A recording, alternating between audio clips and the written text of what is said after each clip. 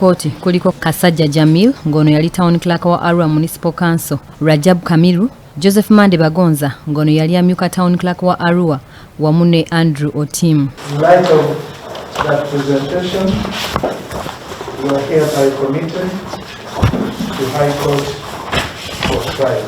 Abakulu bano abamaze ebbanga nga babaire ennemba n'emisango gino kyaddaaki basindikidwa mu kkooti enkulu okutandika okuwozesebwa era okusinziira ku mwabi wa gavumenti mu musango guno buli kimu ekyetaagisa ku misango gino kiwedde.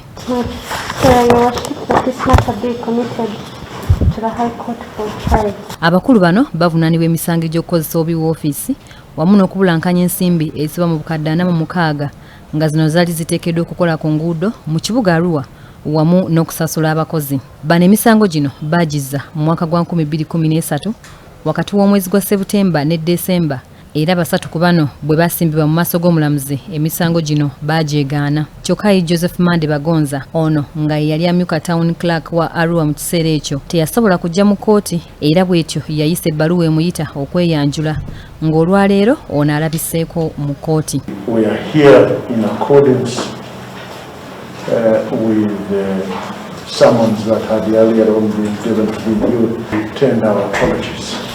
Bagonza kati nga town clerk wa Ibanda asomeddwa emisango gye wabula ajeegaanye era wano munnamateeka we John Magezi wasinzidde n'asaba kkooti ekkiriza omuntu we okweyimirirwa. Ono yeesigamye ku nsonga okuli okubanga ddembe lya muntu yenna okufuna okweyimirirwa obutazangako musango gwonna wamu n'ensonga endala era aleesaba mweyimiridde basatu. Oluvannyuma lw'okwekenneenya ebikwata ku beeyimiridde Bagonza, omulamuzi Moses Nabende amukkiriza okweyimirirwa wadde ng'oludda oluwaabi lusoose kukiwakanya.